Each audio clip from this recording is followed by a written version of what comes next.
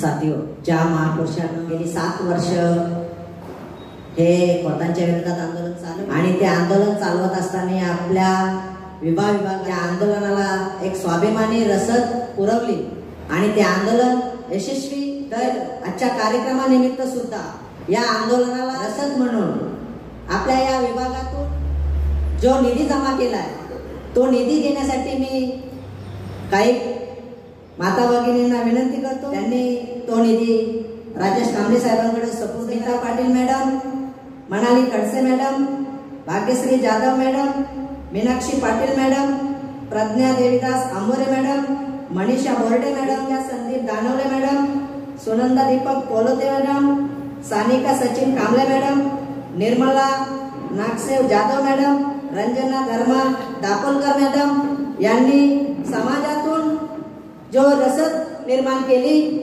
ती रसद ₹10,000 राजेश कांबळे साहेबांना सपूर्द करत आहोत. ₹10,000. बोल 85. जय मूलनिवासी, जय मूलनिवासी. विजय असो, विजय असो. धन्यवाद. साथियो, आपण या कार्यक्रमाच्या शेवटच्या टप्प्यावरती आलो आहे आणि आजच्या या कार्यक्रमाची अध्यक्षता माननीय इंजिनियर राजेश कांबळे साहेब, वरिष्ठ प्रशिक्षक व भारत मुक्ती मोर्चा तथा आप्पासाहेब नारायण नागू पाटील यांच्या आंदोलनाचे गाढे अभ्यासक यांना विनंती करतो की आजच्या या कार्यक्रमाची अध्यक्षता करा. माननीय इंजिनियर राजेश कांबळे साहेब. सामाजिक परिवर्तनाच्या या लढाईमध्ये ज्या ज्या महापुरुषांनी, ज्या ज्या महानायकांनी आपलं त्याग, समर्पण आणि बलिदान दिलेलं आहे त्या समस्त महापुरुष आणि महानायकांप्रती नम्र अभिवादन करून राष्ट्रीय किसान मोर्चा आणि भारत मुक्ती मोर्चा या दोन्ही संघटनांच्या संयुक्त विद्यमाने चलो गाव की ओर अभियानांतर्गत कुळ कायद्याचे जनक आप्पासाहेब नारायण नागू पाटील यांची 134वी जयंती आपण या ठिकाणी साजरी करत आहोत. विचार मंचावर उपस्थित सर्व मान्यगण आणि जवळपास माझ्या अगोदर 10 वक्त्यांनी आपले विचार या ठिकाणी मांडले. 2004 साली बामसेफ या संघटनेचं राष्ट्रीय अधिवेशन गुजरातमध्ये होतं आणि त्या गुजरातच्या अधिवेशनात पहिल्यांदा आमचे राष्ट्रीय अध्यक्ष माननीय वामन मेश्राम साहेबांनी एक नारा दिला होता, चलो गाव की ओर. कारण आमच्या महापुरुषांनी आम्हाला सांगितलेलं की तुम्ही शहराकडे जा. डॉक्टर बाबासाहेब आंबेडकरांनी लोकांना त्या काळात आव्हान केलं होतं की तुम्ही शहराकडे जा, शहराकडे गेल्यानंतर तुमचा विकास होईल. पण बामसेफनी 2004 साली सांगितलं की चलो गाव की ओर. कारण गावामध्ये असलेला जो आमचा समाज आहे त्याच्यापर्यंत ह्या महापुरुषांचा जो संदेश आहे तो पोहोचला पाहिजे आणि म्हणून हा चलो गाव की ओर अंतर्गत हा जो जयंतीचा कार्यक्रम या ठिकाणी संपन्न करतात. आणि यासाठी जवळपास 4 विषय या ठिकाणी जयंतीसाठी या ठिकाणी ठेवलेले आहेत. त्यामध्ये पहिला विषय चरीचा संप. चरीचा संप काय होता त्यानंतरचा विषय आहे की कुळ कायद्याचे जनक आप्पासाहेब नारायण नागू पाटील आणि 12.5चे जनक दिबा पाटील यांच्या आंदोलनातून शेतकऱ्यांनी काय बोध घेतला, एक गंभीर चर्चा. तिसऱ्या विषयाच्या बाबतीत बऱ्याच वक्त्यांनी या ठिकाणी माहिती दिलेली आहे. सिडको आहे, MIDC आहे, सेज म्हणजे स्पेशल इकॉनॉमिक झोन, CMZ म्हणजे कोस्टल मॅनेजमेंट झोन म्हणजे समुद्रालगतचा जो कोस्टल एरिया आहे त्या एरियाचं डेव्हलपमेंट करण्याचा प्रोग्राम जो आहे. STZ म्हणजे काय, special tourism zone. Tourism develop करणं. तुम्हाला एक गोष्ट सांगतो, नागपूरच्या जवळ चंद्रपूर आहे आणि चंद्रपूरच्या जवळ ताडोबा नावाचं एक जंगल आहे आणि फार मोठा महाराष्ट्र शासनाचा व्याघ्र प्रकल्प आहे त्या ठिकाणी. ते जंगल पाहिलं तर 2 एरियामध्ये आहे. एक गर्भभागातलं जंगल आहे आणि त्याच्या बाजूला बफर झोन आहे. त्या बफर झोन मध्ये बरीच आदिवासी पाडे आहेत, आदिवासी गाव आहेत आणि त्या ठिकाणी महाराष्ट्रातली माना नावाची एक आदिवासी त्या ठिकाणी राहते. बरेच हल्ले वाघांचे त्या ठिकाणी होतात, पण त्या STZच्या अंतर्गत त्या ठिकाणी मोठमोठे रिसॉर्ट्स त्या बफर झोन मध्ये त्या जंगलात बनवले आणि टुरिझमला मान्यता देण्याचा कार्यक्रम जो आहे हा सरकारने सुरू केला. आणि आदिवासींच्या जमिनी ज्या आहेत त्या ठिकाणच्या अतिशय माले साहेबांनी सांगितलं कवडी मोलाने त्या ठिकाणी काढून घेण्याचा कार्यक्रम त्यांनी सुरू केला. त्यानंतर मेगा सिटी आहे, नैना प्रोजेक्ट म्हणजे आमचं हे नवी मुंबई एअरपोर्ट ऑथॉरिटीचं जे एअरपोर्ट आहे तो नैना प्रोजेक्ट आहे. कारण तो प्रोजेक्ट ह्याच्यासाठी आहे की या विमानतळाच्या आजूबाजूला विमानाला उतरण्यासाठी आणि उड्डाण घेण्यासाठी अडथळा येऊ नये म्हणून ज्यावेळेला तुम्ही इमारती बनवाल त्यावेळेला त्याची उंची सीमित असेल याचं सर्टिफिकेट ह्या नैना प्रोजेक्ट द्वारे घ्यावं लागतं बिल्डरला. आणि ते सर्टिफिकेट तो बिल्डर त्या नैना प्रोजेक्ट साठी तो घेतो आणि त्याची सीमित जी उंची आहे. आता बेलापूरच्या पुढे जर तुम्ही जाल तर बेलापूरच्या पुढे त्याची सीमा नाहीये. तर आमच्या मी ज्या नेरूळमध्ये राहतो त्या नेरूळमध्ये 40 मजल्याचा एक टॉवर आता बनत अग्री कोळी भवनच्या पाठी मागच्या बाजूला काम चालू आहे त्याचं. 40 मजल्याचा टॉवर त्या ठिकाणी बनत आहे. तिथे ती सीमा नाहीये, पण ह्या विभागामध्ये ती सीमा आहे. चौथा विषय या ठिकाणी जे आहे तो शेतकऱ्यांचं गावागावातून आंदोलन निर्माण केल्याशिवाय म्हणजे राष्ट्रव्यापी जन आंदोलन निर्माण केल्याशिवाय आमच्या कुठल्याही समस्येचं समाधान होणार नाही. तर या चारही विषयांच्या संदर्भात पहिला विषय जो आहे सरीचं आंदोलन हे जाणून घेणं फार गरजेचं आहे. ह्यासाठी मी थोडी पार्श्वभूमी जी आहे क्रोनॉलॉजिकली तुम्हाला पार्श्वभूमी समजवण्याचा प्रयत्न करेन. आपल्याला माहित असेल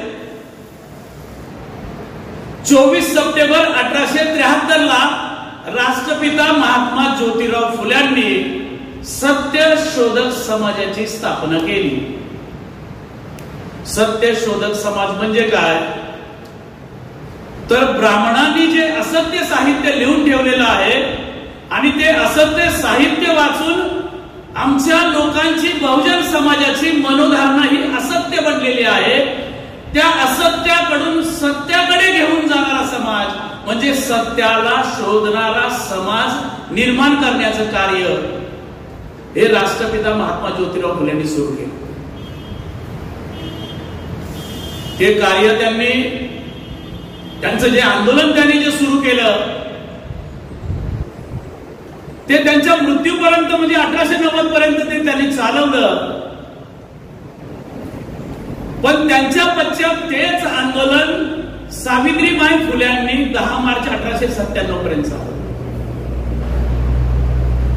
त्यानंतर ते आंदोलन बडोदा संस्थानिक राजे सयाजीराव गायकवाड आणि आमच्या करवीर संस्थानाचे राजे म्हणजे कोल्हापूरचे राजे राजश्री शाहू महाराज या 2 छत्रपती शिवाजी महाराजांच्या वारसांनी हे आंदोलन सत्यशोधनाचं आंदोलन पुढे चालू केलं. आणि सत्यशोधक समाजाचं अध्यक्षस्थान कोल्हापूरचे भास्करराव जाधव नावाची त्यावेळची व्यक्ती होती. त्या भास्करराव जाधवांना ते अध्यक्ष बनवलं. कारण या ठिकाणी आपण बऱ्याच उपाधी आप्पासाहेब नारायण नागू पाटलांना आपण या ठिकाणी लोकनेते म्हणतो. लोकनेते ही उपाधी लोकांनी त्यांना दिलेली आहे. कुळ कायद्याचे जनक म्हणतो. पण या सगळ्यात आधी आप्पासाहेब नारायण नागू पाटील हे सत्यशोधक होते हे आपल्याला विसरता कामा नये. हे सत्यशोधक समाजाचे कार्यकर्ते होते. कारण शाहू महाराजांचा मृत्यू म्हणण्यापेक्षा शाहू महाराजांची हत्या 1922 ला मुंबईच्या पन्हाळा लॉजवर झाली. पन्हाळा नावाचं लॉज होतं शाहू महाराजांचं गिरगावामध्ये. आणि त्या ठिकाणी कारण शाहू महाराजांची एक मागणी अशी होती प्रत्येक जातीला जातीनिहाय प्रतिनिधित्व विधिमंडळामध्ये मिळालं पाहिजे. शाहू महाराजांची महत्वाची मागणी काय होती? प्रत्येक जातीला जातीनिहाय प्रतिनिधित्व म्हणजे त्यांच्या लोकसंख्येच्या प्रमाणामध्ये ॲडक्वेट रिप्रेझेंटेशन हे मिळालं पाहिजे, ही शाहू महाराजांची मागणी होती. आणि कदाचित ह्याच मागणीसाठी शाहू महाराजांची कदाचित हत्या झाली असेल 1922 ला. शाहू महाराज गेल्यानंतर शाहू महाराजांच्या पश्चात भास्करराव जाधवांबरोबर केशवराव विचारे त्या काळामध्ये 1924 साली 90 वर्षाचे होते. केशवराव जेदे, दिनकरराव जवळकर, केशवराव बागडे, प्रबोधनकार म्हणजे केशव सीताराम ठाकरे, पवार साहेबांच्या मातोश्री शारदादेवी पवार, पवार साहेबांचे थोरले बंधू कर्नल सुधीर सावंतांचे वडील आमदार सीताराम सावंत, हे त्या काळामध्ये मोठ्या प्रमाणामध्ये सत्यशोधक समाजाचं काम करणारे कार्यकर्ते होते. आणि ह्यांच्याच प्रेरणेतून, कारण आप्पासाहेब नारायण नागू पाटलांचा जर जन्म आपण पाहिला तर 29 ऑगस्ट 1893 त्यांचा जन्मदिवस आहे. म्हणजे बाबासाहेब आंबेडकरांचे समकालीन आहेत आप्पासाहेब. 92 जवळपास 92 आणि 91 1 वर्षाचं अंतर आहे बाबासाहेबांमध्ये आणि त्यांच्यामध्ये 1 वर्षाचं अंतर आहे. शिक्षित होते, शिकलेले होते आणि म्हणून कोकण एज्युकेशन सोसायटीमध्ये ते शाळेमध्ये शिक्षक म्हणून कार्यरत होते. या पार्श्वभूमीमध्ये ज्यावेळेला डॉक्टर बाबासाहेब आंबेडकरांनी बहिष्कृत हितकारणी सभा 1924 साली काढली आणि बहिष्कृत हितकारणी सभा ज्या वेळेला काढली आणि सुरुवात बाबासाहेबांनी ह्या कोकणापासून सुरू केली, कारण बाबासाहेब अस्पृश्य होते. बाबासाहेब अस्पृश्य होते, हायली एज्युकेटेड होते, त्यांच्याकडे बऱ्याच डिग्र्या होत्या. पण एज्युकेटेड माणसाला समाजामध्ये जायचं असेल तर समाजाच्या ज्या व्यथा आहेत, ज्या समस्या आहेत, त्या समस्येवर काम करावं लागतं. आणि मग बाबासाहेबांनी ज्यावेळेला बहिष्कृत हितकारणी सभा 24 साली काढली आणि ते बॅरिस्टर असल्यामुळे, आता या ठिकाणी आमच्या ऍडव्होकेट साहेबांनी भाषण केलं, बाबासाहेबांनी ज्यावेळेला प्रॅक्टिस सुरू केली त्यांच्या गाजलेल्या 2 केस आहेत. बघा, मी आंदोलनाची पार्श्वभूमी समजावून सांगत आहे.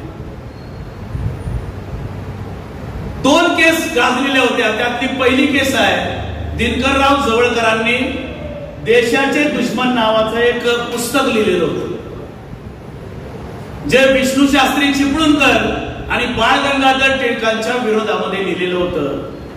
बाबासाहेबांनी ते पुस्तक वाचलं. बाबासाहेबांनी ते पुस्तक वाचल्यानंतर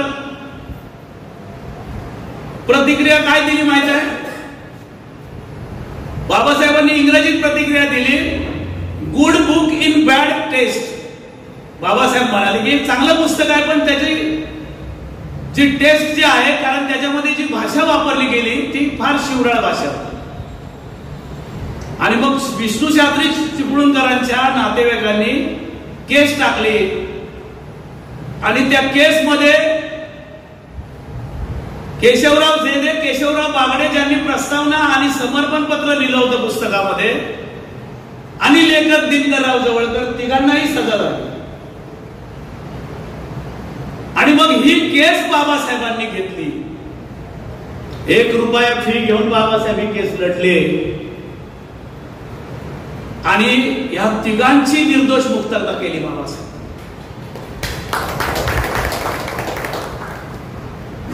त्याचा परिणाम काय झाला? एकतर शाहू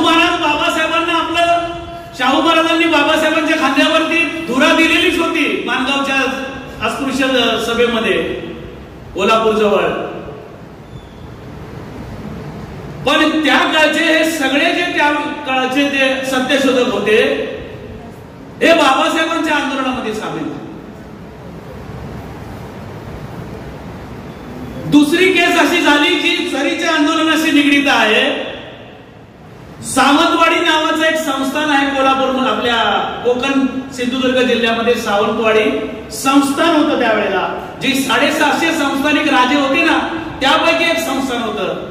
आणि तिथे 17 मराठा जातीच्या तरुणांनी, मराठा ही जात नाही, हा प्रांतीय शब्द आहे, कारण खरे तर हे मराठा कुणबी आहे.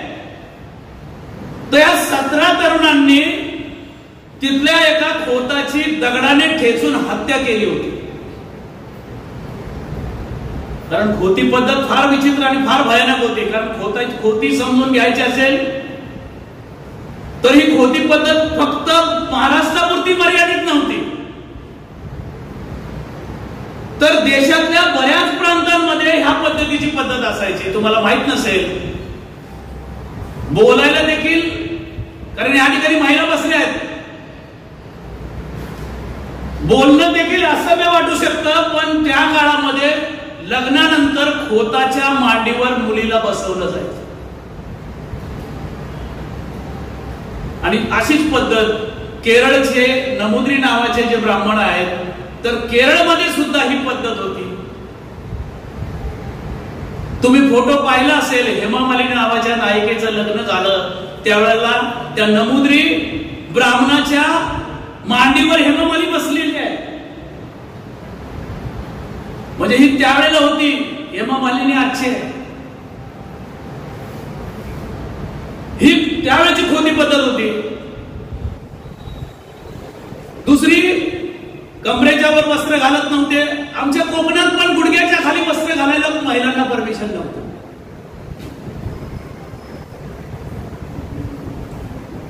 आणि एखाद्या शेतकऱ्याने जर 30 मन, समजा 1 मन म्हणजे किती, 12 पायलीला 1 मन म्हणतात, त्यावेळेला ते माप असायचं पायली, तर 12 पायलीचं 1 मन असायचं. समजा एखाद्या उदाहरण म्हणून एखाद्या शेतकऱ्याने 30 मन जर धान्य पिकवलं तर त्यातलं 18 मन धान्य खोताला द्यावं लागायचं आणि 12 मन धान्य शेतकऱ्यांनी त्याला ठेवायचं स्वतःला. आता त्या 12 मनातले त्याला 2 मन बियाणं म्हणून बाजूला काढून ठेवावं लागायचं आणि त्या 10 मनामध्ये त्याच्या वर्षभराचं उदरनिर्माण चालायचं. त्याच्या जागेमध्ये असणारी जी आंब्याची झाडं असतील, फणसाची झाडं असतील, काजूची झाडं असतील, त्या पूर्ण झाडातील फळांवरती सुद्धा खोतांचा अधिकार असायचा. त्या शेतकऱ्याच्या दारामध्ये जर कोंबड्या असतील, त्यांनी कुक्कुटपालन केलं असेल, पाळले असतील, तर खोताला जर वाटेल तो कोंबडा किंवा कोंबडी तो खोत उचलून घेऊन जायला सांगायचा, त्याच्या नोकराला सांगायचं जा घेऊन ये. आणि बहुतांश खोत हे ब्राह्मण जातीचे होते. उत्तर प्रदेशच्या म्हणजे पूर्व साईडला बिहार आहे. बिहार मध्ये डोला नावाचं सिस्टम होतं. डोला सिस्टम म्हणजे काय, नवतरुणीचं लग्न झाल्यानंतर ब्राह्मणाच्या घरी त्या ठिकाणी त्या डोलीमध्ये बसवायचे नववधूला आणि ती डोली जी आहे त्या पंडिताच्या घरी पाठवली जायची. त्याला वाटेल तेवढे दिवस त्या मुलीला तो भोगायचं काम करायचं आणि मन भरल्यानंतर ती मुलगी त्या नवऱ्याची व्हायची.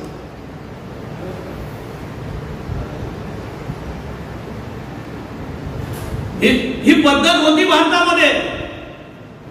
कारण इतिहास माहित नसल्यामुळे आम्हाला हा विसर पडलेला आहे. त्यामध्ये ही खोटी पद्धत एवढी भयानक होती या कोकणाच्या पूर्ण. आता कोकणामध्ये म्हणजे काय, तर मुंबई, ठाणे, पूर्वीचा कुलाबा, रत्नागिरी, सिंधुदुर्ग या पूर्ण इलाक्यामध्ये एक खोटी पद्धत फार मोठ्या प्रमाणामध्ये होती. आणि म्हणून ही जी केस त्या खोताला दगडाने ठेचून मारलेली केस ज्या वेळेला चालली त्या ठिकाणी, त्यावेळेला बाबासाहेबांनी ती केस लढण्याचं ठरवलं आणि ती केस बाबासाहेबांनी हाती घेतली. आणि त्या केसमध्ये बाबासाहेबांनी सुरुवातीला 10 लोकांना जन्मठेप आणि 7 लोकांना फाशी अशी सजा त्यावेळेला सुनावली गेली त्या सावंतवाडी संस्थानामध्ये. पण नंतर बाबासाहेब ही 2-2.5 वर्ष ही केस चालली, ज्यामध्ये बाबासाहेबांनी नंतर आर्ग्युमेंट केल्यानंतर 17च्या 17 मराठा तरुणांना निर्दोष मुक्त केलं बाबासाहेब. कारण बाबासाहेब आंदोलनाची पार्श्वभूमी तयार करत होते. कारण त्यांना जो समाज जोडायचा होता, केवळ अस्पृश्यांना घेऊन बाबासाहेबांना आंदोलन नव्हतं चालवायचं. तर ह्या विभागामध्ये असलेला जो आगरी आहे, कोळी आहे, कराडी आहे, मुस्लिम बांधव आहे आणि त्याचबरोबर इतर जे लोक आहेत त्यावेळेचे अस्पृश्य असतील, कुणबी समाजाचे असतील, मराठा समाजाचे असतील,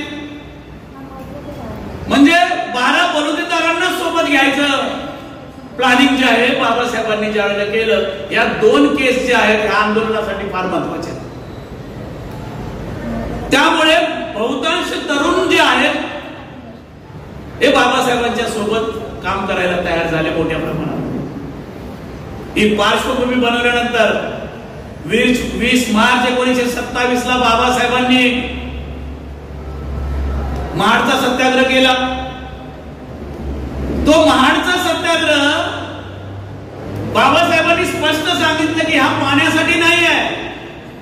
बाबासाहेब म्हणाले हा सत्याग्रह हा मानवी मूल्यांसाठी आहे आणि मानवाचं सगळ्यात मोठं मूल्य काय असेल तर स्वातंत्र्य, समता, न्याय आणि बंधुभाव. स्वातंत्र्य, समता, न्याय आणि बंधुभाव ही जी 4 मूल्ये जी आहेत, या 4 मूल्यांसाठी मी हे आंदोलन करत आहे. बाबासाहेबांनी त्या ठिकाणी सांगितलं, हा संदेश दिला. दुसरा संदेश बाबासाहेबांनी दिला की जागृतीचा अगदी अखंडतेवर ठेवा, त्याला विसू देऊ नका. दुसरी गोष्ट बाबासाहेब म्हणाले की विचारात परिवर्तन केल्याशिवाय आचरणामध्ये परिवर्तन होणार नाही. आणि त्याच वर्षी बाबासाहेबांनी 25 डिसेंबर 1927 ला त्या छत्रपती शिवाजी महाराजांच्या राजधानीच्या पायथ्याला म्हणजे रायगडाच्या पायथ्याला जो मनुस्मृती नावाचा जो कायदा या देशामध्ये लागू होता, त्या मनुस्मृतीचं दहन डॉक्टर बाबासाहेब आंबेडकरांनी केलं. ही पार्श्वभूमी, कारण मनुस्मृती ही शूद्र वर्णासाठी लिहिलेला ग्रंथ आहे, अस्पृश्यांसाठी लिहिलेला ग्रंथ नाहीये मनुस्मृती. आणि शूद्र कोण आहे बाबासाहेबांना माहित आहे की अदर बॅकवर्ड कास्टचा जो वर्ग जो आहे, क्लासचा वर्ग जो आहे, हाच खऱ्या अर्थाने ओबीसी जो आहे हाच शूद्र आहे. आणि मग आंदोलनात सामील करून घ्यायचं असेल तर त्यांची लढाई लढली पाहिजे आणि म्हणून बाबासाहेबांनी मनुस्मृती जाळली. दुसरी गोष्ट काय होती, कारण आमचे लोक अशिक्षित होते, शिकलेले नव्हते त्या काळामध्ये, फार कमी होतं शिक्षणाचं प्रमाण. पण कमी असताना, शिक्षणाचं प्रमाण कमी असताना सुद्धा बाबासाहेबांनी काय ठरवलं त्या काळामध्ये, थर्ड पार्टी इंग्रज होती. बघा, थर्ड पार्टी इंग्रज होती. आम्ही या व्यवस्थेचे गुलाम होतो, म्हणजे ब्राह्मणी व्यवस्थेचे आम्ही त्यावेळेला गुलाम होतो. पण ब्राह्मण सुद्धा इंग्रजांचे गुलाम होते. पण इंग्रज थर्ड पार्टी असल्यामुळे बाबासाहेबांनी मनुस्मृती जाळल्यानंतर ती मनुस्मृती आमच्या माणसांनी नाही वाचली, ती मनुस्मृती इंग्रजांनी वाचली. इंग्रजांनी ती मनुस्मृती वाचावी म्हणून बाबासाहेबांनी ती मनुस्मृती त्या ठिकाणी जाळली. आणि इंग्रजांनी ज्या वेळेला ती मनुस्मृती वाचली, 28 साली सायमन नावाचा अधिकारी भारतामध्ये आला विस्तार करण्यासाठी. 1917च्या साऊथ बोरो कमिशनचा विस्तार करण्यासाठी सायमन ज्या वेळेला भारतामध्ये आला, 180 प्रश्नांची साक्ष बाबासाहेबांनी सायमनच्या समोर मांडली. 180 प्रश्न बाबासाहेबांनी सायमनच्या समोर ठेवले. आणि या देशात गुलाम असलेला वर्तमान काळातला जो SC ST OBC आहे, म्हणजे त्यावेळेचा शूद्र आणि अतिशूद्र यांच्या व्यथा सायमनच्या समोर बाबासाहेबांनी मांडल्या. आणि या सगळ्या घटनेतून आप्पासाहेब नारायण नागू पाटील घडलेले आहेत, लक्षात घ्या, कारण समकालीन आहेत बाबासाहेब.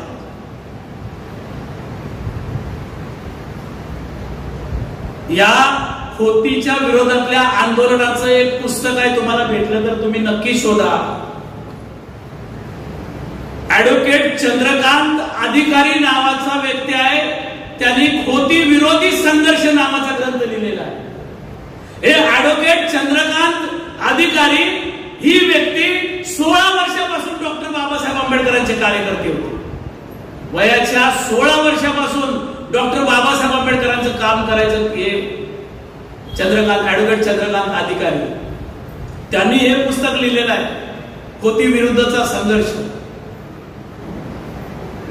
आणि त्यांनी ही माहिती तुम्हाला या आप्पासाहेब नारायण नागू पाटलांच्या बाबतीत माहिती हवी असेल तर बाबासाहेबांच्या चरित्रामध्ये जे सांगदेव खैरमोडेंनी 17 खंडामध्ये बाबासाहेबांचं चरित्र लिहिलंय, ऍडव्होकेट BC कांबळेंनी बाबासाहेबांचं चरित्र लिहिलंय. तुम्ही ते चरित्र वाचलं तर मोठ्या प्रमाणामध्ये तुम्हाला ती माहिती मिळेल. महाराष्ट्र शासनाने जे बाबासाहेबांचे 22 खंड प्रकाशित केलेले आहेत त्यातल्या 17, 18 आणि 19 खंडामध्ये या खोती विरोधी आंदोलनाचा सगळा इतिहास आहे. सगळा इतिहास आहे त्या ठिकाणी मांडलेला आहे. आणि म्हणून हे जे आंदोलन उभं राहिलं, या आंदोलनामुळे ज्यावेळेला बाबासाहेब, दुसरी महत्वाची घटना आहे 27 नंतरची सगळ्यात महत्वाची घटना आहे. सगळ्यात महत्वाची घटना तुम्हाला सांगतो, या मुंबई काउन्सिलमध्ये त्या काळामध्ये डॉक्टर पुरुषोत्तम सोलंकी काउन्सिलचे मेंबर होते, डॉक्टर बाबासाहेब आंबेडकर काउन्सिलचे मेंबर होते, भंडारी जातीचे रावसाहेब सिके बोले,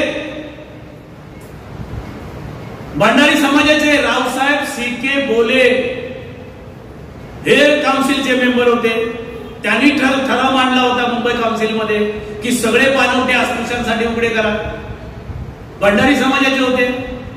तुम्ही बाबासाहेबांचं जे फोटोग्राफी जर पाहिली असेल तर बाबासाहेबांच्या मांडीवर रावसाहेब सिके बोले बसलेले आहेत, असा एक फोटो तुम्हाला पाहायला मिळेल. त्या काळामध्ये कायस्थ समाजाचे जसे केशव सीताराम ठाकरे सत्यशोधक होते, तसे या रत्नागिरीतले आपल्याला माहित असेल कायस्थ जे होते त्या काळामध्ये भाई अनंत चित्रे त्यांचेच मेहुणे होते सुरबानाना चिटणीस. हे सुरबानाना चिटणीस हे त्यांचेच मेहुणे होते आणि त्यांच्याच सोबत आप्पासाहेब नारायण नागू पाटील सुद्धा कार्यरत होते.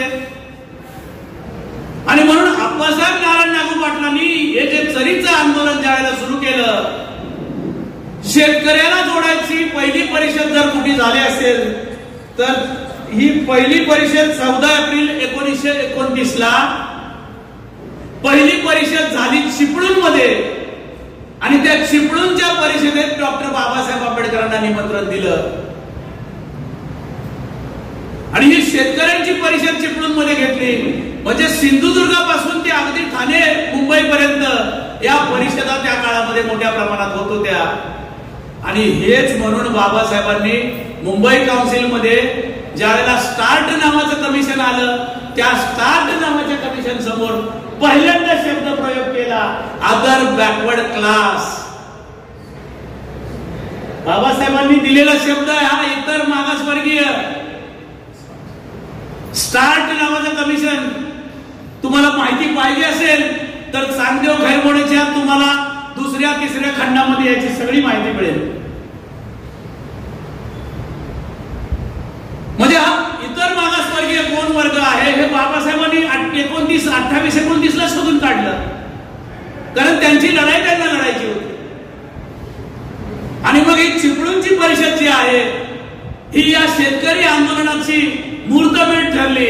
आणि त्यानंतर मोठ्या प्रमाणामध्ये त्या इलाक्यामध्ये, आता अलिबागच्या इलाक्यामध्ये आप्पासाहेब नारायण नागू पाटील म्हणजे हा जो कुलाबा जो रायगड आहे याचं नेतृत्व आप्पासाहेब नारायण नागू पाटलांकडे. आणि त्यामुळे गावागावात जाऊन तालुक्यात जाऊन आप्पासाहेबांनी मोठ्या प्रमाणामध्ये शेतकऱ्यांच्या सभा चालू केल्या. आणि सभा घेत असताना या आंदोलनाचं केंद्र काय होतं तर रोहा जे आहे हे आंदोलनाचं केंद्र होतं, पेन वडाव हे आंदोलनाचं केंद्र होतं, पेन वाशी ज्या वाशीमध्ये आपण भारत मुक्ती मोर्चाचा कार्यक्रम लावला होता हे आंदोलनाचं त्या काळामध्ये केंद्र होतं.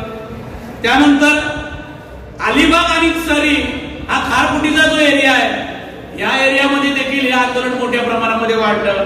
आणि आपलं जे उरण आहे, या उरण जवळ बेडगड जे आहे, या बेडगड आणि उरण पर्यंत देखील हे आंदोलन मोठ्या प्रमाणात या विभागामध्ये हे जे आंदोलन आहे शेतकऱ्यांचं संपाचं आंदोलन हे मोठ्या प्रमाणामध्ये सुरू झालं. म्हणजे 29, 30, 31, 32 शेतकऱ्यांमध्ये जसा शेतकरी पेरणी करण्याआधी जमिनीची मशागत करतो आणि मशागत केल्यानंतर त्याला सुपीक बनवतो आणि सुपीक बनल्यानंतर बियाणं पेरतो. मग या आंदोलनाची पार्श्वभूमी आप्पासाहेब नारायण नागू पाटलांनी सुरुवातीला ह्या 4 वर्षामध्ये समाजामध्ये जाऊन समाजामध्ये निरंतर प्रचार आणि प्रसार केला. मोठ्या प्रमाणामध्ये शेतकऱ्यांच्या समस्येवर, खोटी समस्येवर त्यांनी मोठ्या प्रमाणामध्ये हे केलं. लोकांना माहिती दिली कसे खोत फसवतायत. खोतांकडे धान्य मोजायचं एक माप असायचं, त्याला फरा म्हणायचे. फरा 2 प्रकारचे फरे असायचे.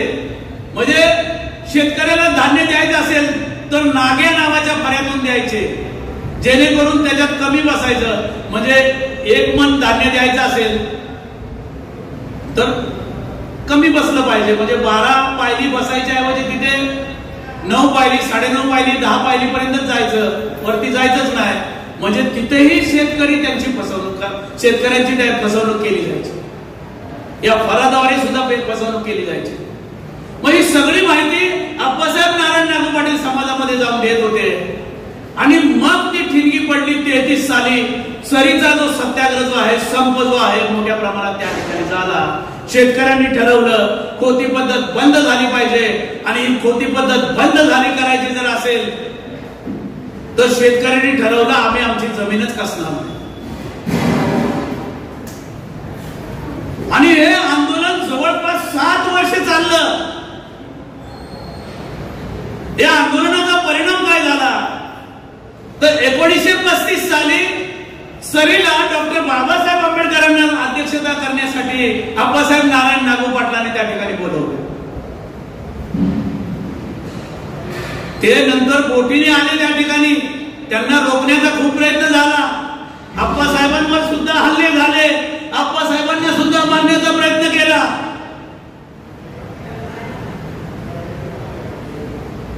अरे एवढंच काय, एवढा त्रास दिला आप्पासाहेबांना की जे कोकण एज्युकेशन सोसायटी नावाची जी संस्था होती त्या संस्थेने आप्पासाहेबांवर आरोप लावले. शेवटी आप्पासाहेबांनी नोकरी सोडून दिली, शिक्षकी पेशा बंद केला आणि फुल टायमर कार्यकर्ता म्हणून काम करायला सुरू. फुल टायमर कार्यकर्ता बनले आप्पासाहेब. आणि त्याग आणि समर्पणावर आंदोलन उभं असतं हे उदाहरण दिलं त्यांनी समाजाला की त्याग आणि समर्पणाशिवाय ही लढाई आपल्याला लढता येणार नाही. हो, इंग्रज गेल्यानंतर 51 साली तर आप्पासाहेबांना या खोतांनी विरोधात कंप्लेंट करून 15 दिवस जेलमध्ये ठेवलं, डांबलं. जेलमध्ये आप्पासाहेब 15 दिवस होते. पण 35 ची जी सभा झाली त्या सभेचं स्वागत अध्यक्ष म्हणजे स्वागत भाषण हे आप्पासाहेब नारायण नागू पाटलांनी त्या ठिकाणी केलं. अध्यक्षता डॉक्टर बाबासाहेब आंबेडकर करणार होते. ते भाषण त्यांनी केलं. त्या पूर्व भाषणामध्ये आप्पासाहेबांनी एक गोष्ट मांडली. आप्पासाहेब म्हणाले या शेतकऱ्यांची, या मजुराची, या कामगारांची समस्या मांडणारा एक आमचा पक्ष असला पाहिजे. पुढच्याच वर्षी 1936 ला डॉक्टर बाबासाहेब आंबेडकरांनी इंडिपेंडंट लेबर पार्टी म्हणजे स्वतंत्र मजूर पक्षाची स्थापना केली. स्वतंत्र मजूर पक्ष स्थापना कारण बाबासाहेब 30 पासून ते 35 पर्यंत म्हणजे first round table conference, second round table conference, third round table conference 1935 ला एससी आणि एसटी ला आयडेंटिफाय केलं. आणि त्यानंतर अदर बॅकवर्ड क्लासेसची लढाई 36 ला बाबासाहेबांनी स्वतंत्र मजूर पक्ष काढला. आणि 37 साली मुंबई काउन्सिलचं इलेक्शन आलं.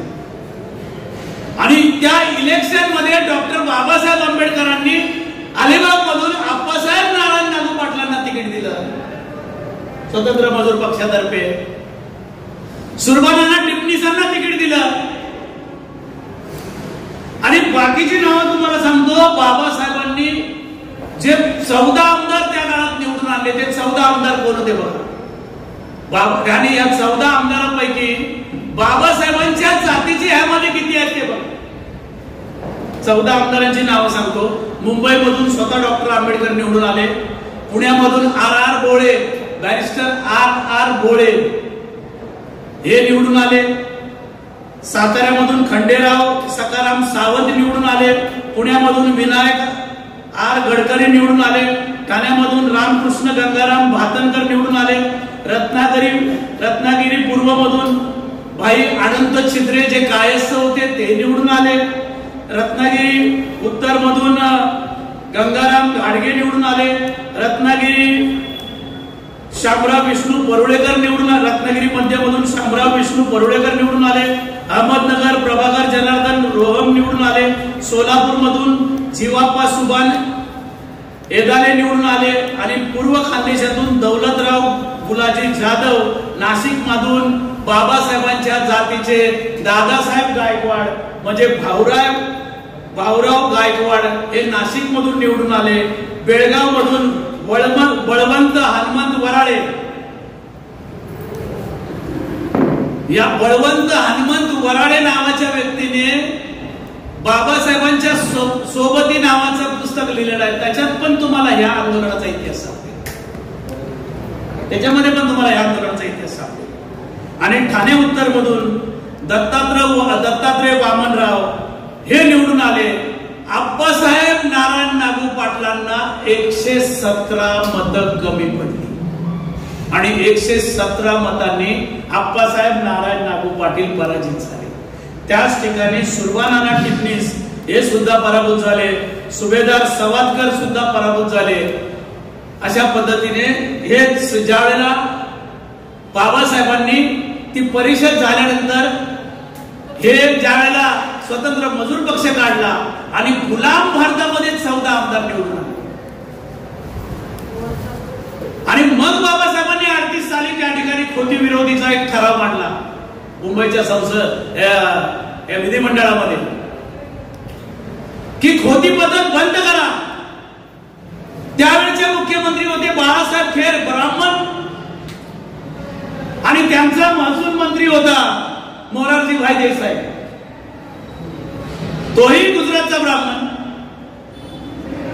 बाळासाहेब खेरनी सरीच्या ठिकाणी मोरारजी भाई देसाईला सांगितलं जाऊन भेट शेतकऱ्यांची भेट घे. मोरारजी देसाई त्या ठिकाणी आले आणि तिथे जाऊन त्यांच्या समस्येचं निवारण करण्याचे आश्वासन मोरारजी देसाईंनी त्या ठिकाणी चरीला आले. मोरारजी देसाई कारण विधिमंडळात हंगामा केला 14 लोकांनी. मी आंदोलन समजावून सांगतोय कसे लढले बाबासाहेब आणि आप्पासाहेब नारायण नागू पाटील. आणि मग त्या विधिमंडळात हंगामा झाल्यामुळे बाळासाहेब खेरनी त्या मोरारजी भाई देसाईंना तिथे पाठवलं.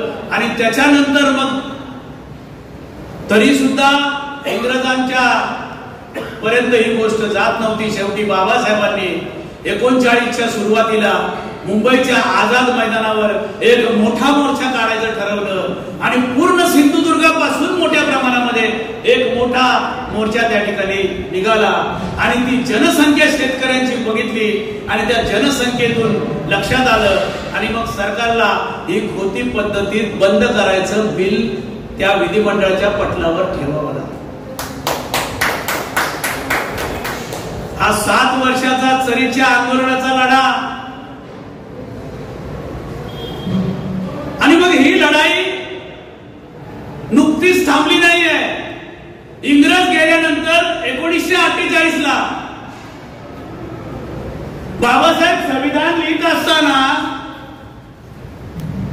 हा जो आपण शब्द बघतो ना 7/12 7/12 हा काय 7/12 आहे. कारण 7/12 जर तुमचं नाव असेल तर तुम्हाला वाटतं अरे माझं नाव आहे 7/12 म्हणजे माझ्या नावाने कुठेतरी काहीतरी जमीन आहे. तर 48 साली जे 7/12 जो आला त्या 7/12 आणण्यामागे सुद्धा मोठ्या प्रमाणामध्ये आप्पासाहेब नारायण नागू पाटलांचा मोठा हात होता. संविधानामध्ये समानतेचा अधिकार सर्व लोकांना असावा या विचाराने त्या काळामध्ये पछाडलेले जे काही कार्यकर्ते होते हे मोठ्या प्रमाणामध्ये बाबासाहेबांच्या संपर्कामध्ये आणि या पनवेल विभागामध्ये संविधानाची बऱ्याच कलमांवरती हे अप्पासाहेब नारायण नागू पाटलांच्या सोबत बाबासाहेबांनी बरीच चर्चा केलेली आहे, बरीच चर्चा केलेली आहे. त्यांच्या घरी यायचे कारण बाबासाहेबांना मासे फार आवडायचे. मासे कधी खावेसे वाटले तर अप्पासाहेब नारायण नागू पाटलांकडे यायचे ते बाबासाहेब. दुसरं एक उदाहरण सांगतो महत्वाचं. बाबासाहेबांकडे 2 डॉज कंपनीच्या गाड्या होत्या, एक दिल्लीला असायची एक मुंबईला असायची. तुम्ही तो एक फोटो बघितला असेल, तो दरवाजा खोललेला व्यक्ती आणि बाबासाहेब त्या दिल्लीच्या संसद भवनाच्या बाहेर त्या गाडीतून असे उतरून बाहेर चालतायत, असे सुटाफुटात असलेले बाबासाहेब. ती मागे जी गाडी आहे ना ती डॉज कंपनीची गाडी आणि ती गाडी सेफ्टीसाठी फार मजबूत होती कारण बाबासाहेबांवरती बऱ्याचदा हल्ले झाले होते.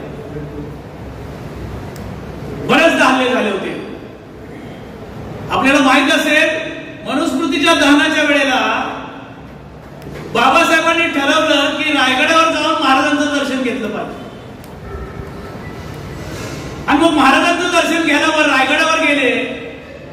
रात्र झाली म्हणून तिथल्या वरच्या गेस्ट हाऊसवरच थांबले.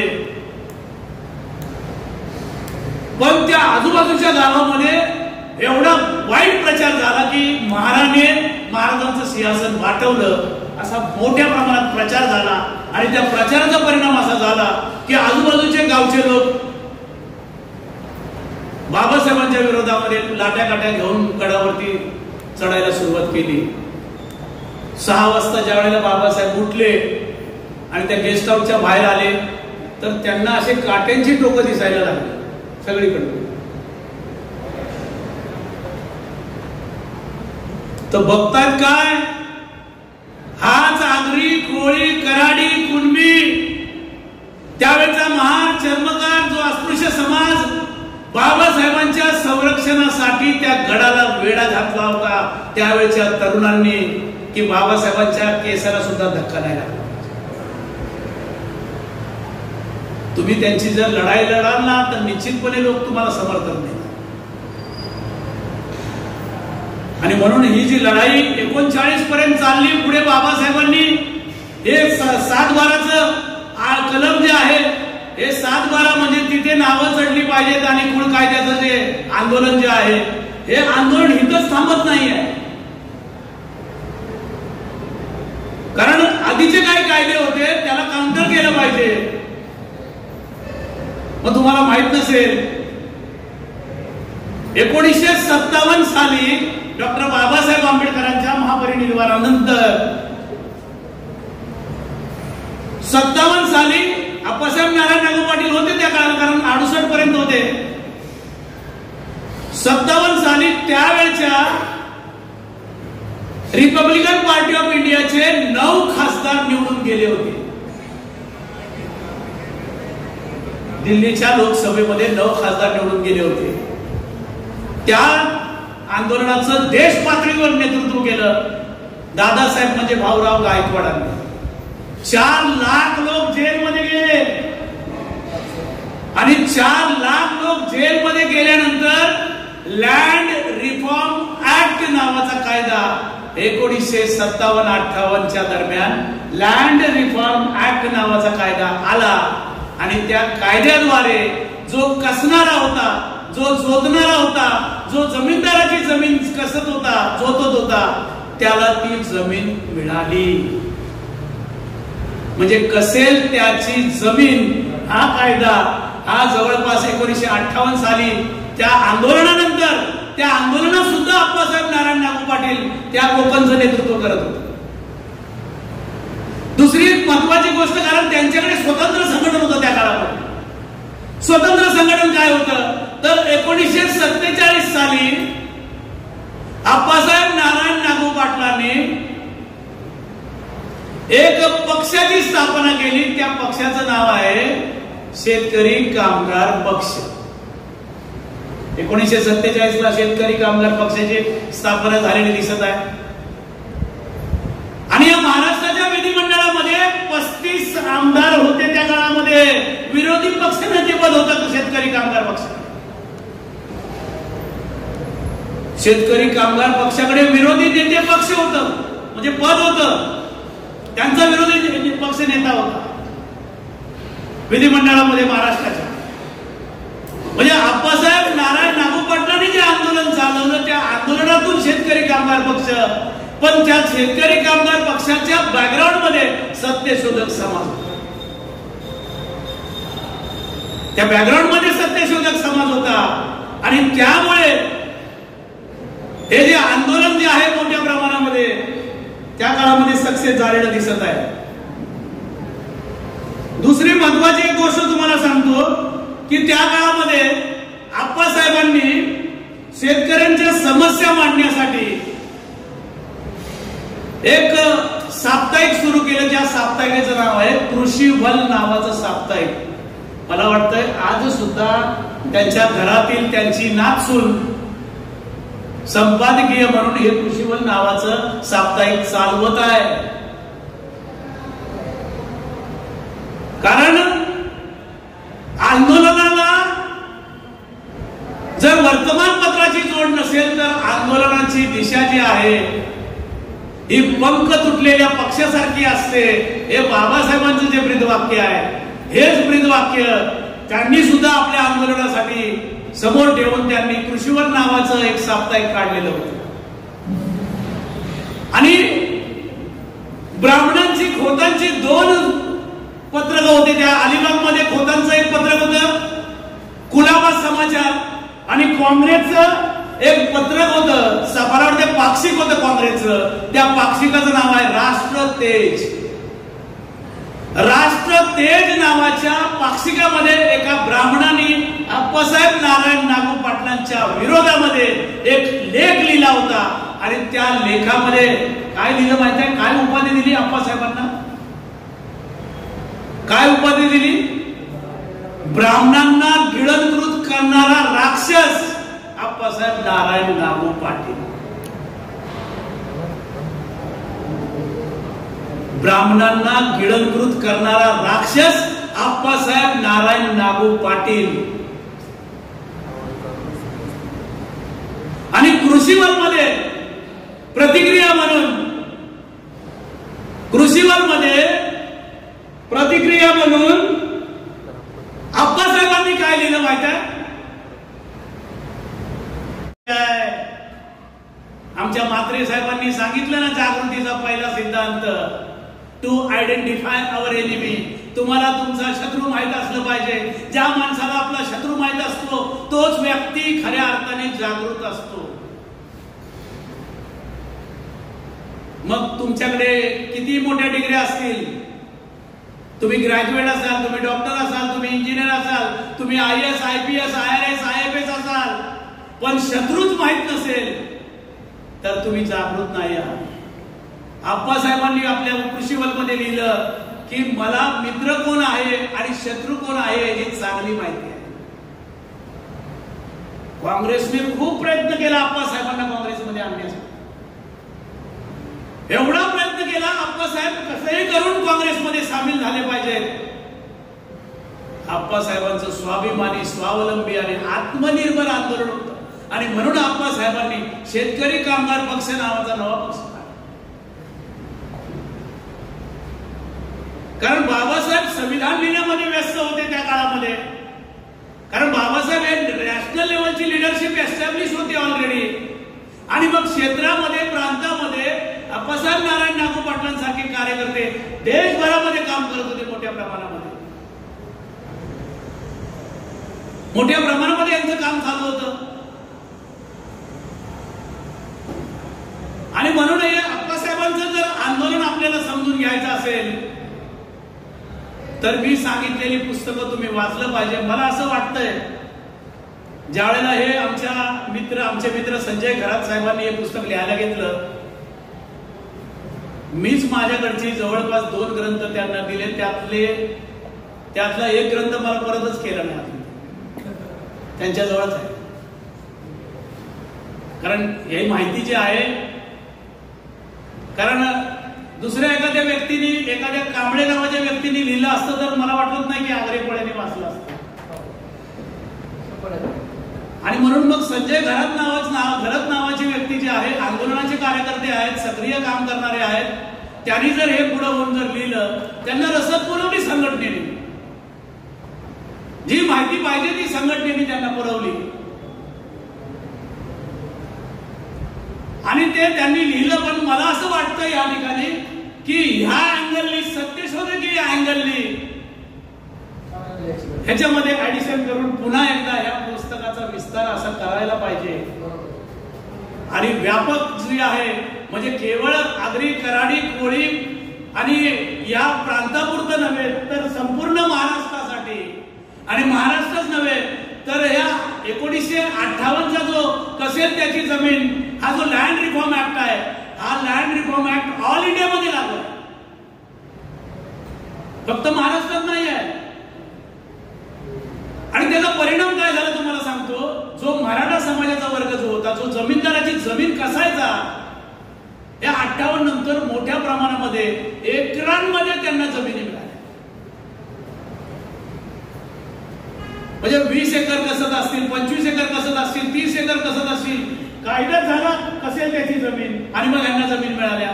महाराष्ट्रातल्या मराठ्याला मिळाल्या, आंध्र प्रदेशाच्या कम्माला रेड्डीला मिळाल्या, त्या ठिकाणी नायडू नावाच्या व्यक्तींना मिळाल्या, ते केरळमध्ये नायर आहेत, तामिळनाडूमध्ये जी अप्पर लेअर ऑफ शूद्रात मधली जी जात आहे तिथे त्यांना मिळाल्या. इकडे गुजरातमध्ये लेवा पाटलांना मिळाल्या, सरदार वल्लभभाई पटेलच्या कास्टला मिळाल्या लेवा पाटलांना. उत्तर भारतामध्ये जाट लोकांना ह्या जमिनी मिळाल्या. त्याचा परिणाम काय झाला की हे जमिनी मिळाल्यामुळे सदन झाले, आणि सदन झाल्यामुळे यांच्यामध्ये अपग्रेडेशनची भावना वाढली. ही जातीची जी उतरण आहे ना, ग्रेडेड अनइक्वॅलिटीची सिस्टम आहे भारतामध्ये. एकाच्या खांद्यावर दुसरा उभा आहे. आता माझ्या जर खांद्यावर वर असेल ना, त्या वरच्याला मजा येते. त्याला काय वाटतं माहिती आहे, माझ्या खाली कोणतरी आहे, मग तो त्या खात्याला दाबायचं काम करतो. पण त्याला हे माहित नसतं की सगळ्यात वरती आमच्या डोक्यावर ब्राह्मण बसतात. कारण ब्राह्मण, क्षत्रिय, वैश्य आणि शूद्र ही सिस्टम, व्हर्टिकल सिस्टम जातींमध्ये सुद्धा आहे. आता अपर लेअर ऑफ शूद्रांमध्ये सगळ्यात वरती कायस्थ आहे, कायस्थाच्या खाली मराठा आहे, मराठाच्या खाली माळी आहे, माळ्याच्या खाली सोनार आहे. हे वरचे 4 लेअर सांगितले तुम्हाला महाराष्ट्रात. मग हे वरचे जे 4 लेअर आहेत, हे अपर लेअर ऑफ शूद्रात आहे. अपग्रेडेशनची भावना निर्माण झाली. परिणाम काय झाला, मंडल कमिशन ज्या वेळेला आलं, त्या मंडलने या अपग्रेडेड वर्गाला मंडल कमिशन मधून एक्सक्लूड केलं, बाहेर काढलं. आणि मंडल मधून एक्सक्लूड केल्यामुळे दुसरे काय झालं माहित आहे, ब्राह्मणांनी यांच्यामध्ये एक गर्वभाव निर्माण केला. काय, त्याच्यासाठी आमच्या महाराजांनाच उपाधी दिली, क्षत्रिया कुलावतंस. महाराज क्षत्रिय कुळातले होते असं सांगितलं. पण राज्याभिषेक करताना सांगितलं की तुम्ही कुणबी आहात, तुम्हाला राजा होता येणार नाही. पण वर्तमानात सांगितलं क्षत्रिय कुलवंतस. मग गर्वभाव वाढला, आम्ही क्षत्रिय आहोत. म्हणजे शूद्र असल्याची भावना निघून गेली, ओबीसी असल्याची भावना निघून गेली, आणि गर्वभावाने आम्ही कोण आहोत, क्षत्रिय आहोत. पण छत्रपती शिवाजी महाराजच जर क्षत्रिय नसतील तर नंतरचे सगळेच्या सगळे जे आहेत. दुसरा एक महत्वाचा मुद्दा क्रोनॉलॉजिकली एक राहून गेलेला आहे, तो सांगणं गरजेचं आहे. मी तुम्हाला तो सांगितला पाहिजे, कारण ते सांगितल्याशिवाय ही क्रोनॉलॉजी पूर्ण होणार नाही. 1935 साली फैजपूर काँग्रेसचं अधिवेशन धुलियामध्ये झालं, मला वाटतंय जळगाव जिल्ह्यामध्ये झालं. आणि त्या जळगाव जिल्ह्यामध्ये केशवराव जेदे, काँग्रेसचे मी तुम्हाला सदस्यता सांगतो, 1935 साली काँग्रेसकडे महाराष्ट्रामध्ये 325 मेंबर होते. केशवराव जेधे लाखो सत्यशोधक समाजातील कार्यकर्त्यांना त्या काँग्रेसमध्ये घेऊन गेले आणि काँग्रेसची संख्या वाढली. 1 वर्षात केशवराव जेधेंना एवढं अपमानित केलं की केशवराव जेधेंना काँग्रेसचा राजीनामा द्यावा लागला. 1 वर्षात केशवराव जेधे बाहेर. आप्पासाहेब नारायण नागू पाटील नाही गेले काँग्रेस. महत्वाचा मुद्दा आहे, फार महत्वाचा मुद्दा आहे. ते नाही गेले काँग्रेसमध्ये. पण जे काँग्रेसमध्ये गेले तेच वर्तमानात शरदराव, वसंतराव, सुधाकरराव वगैरे जेवढे राव आहेत ना, हे त्या जे गेले होते त्यांची वर्तमान संता नाही, लक्षात घ्या. आणि त्या लोकांनीच 150 की 168 घराणे आहेत, यांनीच महाराष्ट्राची सत्ता भोगली एवढी वर्ष. या अपग्रेडेशनच्या भावनेतून हे झालं. आणि मग केंद्राने काय केलं? राज्यामध्ये जी अप्पर लेअर ऑफ शूद्रात मधली जमात आहे त्याच्या हातात राज्याची सत्ता दिली आणि केंद्रात ब्राह्मणाची सत्ता बळकट केली. आणि ही केंद्रात ब्राह्मणाची सत्ता बळकट करण्याचं काम जे आहे हे रसद पुरवली राज्याने त्यांना. आणि आतापर्यंत मोठ्या प्रमाणामध्ये या देशाला गुलाम बनवण्याचं कार्य. विचार करा, 26 जानेवारी 1950 ला संविधान लागू झालं. संविधान लागू झाल्यानंतर SC, ST, OBC आणि यामधून धर्म परिवर्तित असलेला मूल निवासी जो आहे, मुस्लिम आहे, ख्रिश्चन आहे, शीख आहे, जैन आहे, बुद्धिस्ट आहे, लिंगायत आहे, या सगळ्यांना स्वातंत्र्य संविधानाकडे मिळालं. पण पुन्हा एकदा या संविधानाच्या विरोधामध्ये प्रतिक्रांतिमय परिस्थिती या देशामध्ये निर्माण झालेली आहे. या परिस्थितीतून पुन्हा एकदा स्वातंत्र्याचं आंदोलन चालवलं पाहिजे. आणि स्वातंत्र्याचं आंदोलन चालवलं पाहिजे कारण त्याला एक कारण आहे. बाबासाहेबांचं 1951 सालचं भाषण आहे. त्या भाषणामध्ये 21 ऑक्टोबर 1951 ला बाबासाहेब म्हणतात, वर्तमान स्वराज्य तो उन्हीं का स्वराज्य है, हम लोग आज भी गुलाम है और ये गुलामी हमारी इजाद, हमारी नालायकी नहीं है. ये गुलामी हमारे दुश्मनों की कड़ी करतूत है. हमारे दुश्मनों ने हमारे समाज के अंदर जो गद्दार पैदा किए, उन गद्दारों की बदौलत ये गुलामी बरकरार है. और ये गद्दार लोग अपने आकाओं के सामने दुम हिलाते रहते हैं और उन आकाओं के तलवे चाटने का काम करते हैं. बाबासाहेब म्हणत असतील ही गुलामीची व्यवस्था प्रस्थापित झालेली आहे तर आम्हाला स्वातंत्र्याचं आंदोलन चालवावं लागेल. आणि म्हणून राष्ट्रव्यापी जनआंदोलन निर्माण केल्याशिवाय आमच्या महापुरुषांचा हा जो संदेश आहे हा संदेश पूर्ण होणार नाही. आणि म्हणून राष्ट्रव्यापी जनआंदोलन जे भविष्यामध्ये होणार आहे ते आंदोलन सक्सेस करण्यासाठी आपण साथ सहयोग कराल अशी मी या ठिकाणी आशा व्यक्त करतो आणि थांबतो. धन्यवाद. हॅलो, धन्यवाद माननीय इंजिनियर राजेश कांबळे साहेब. आपण या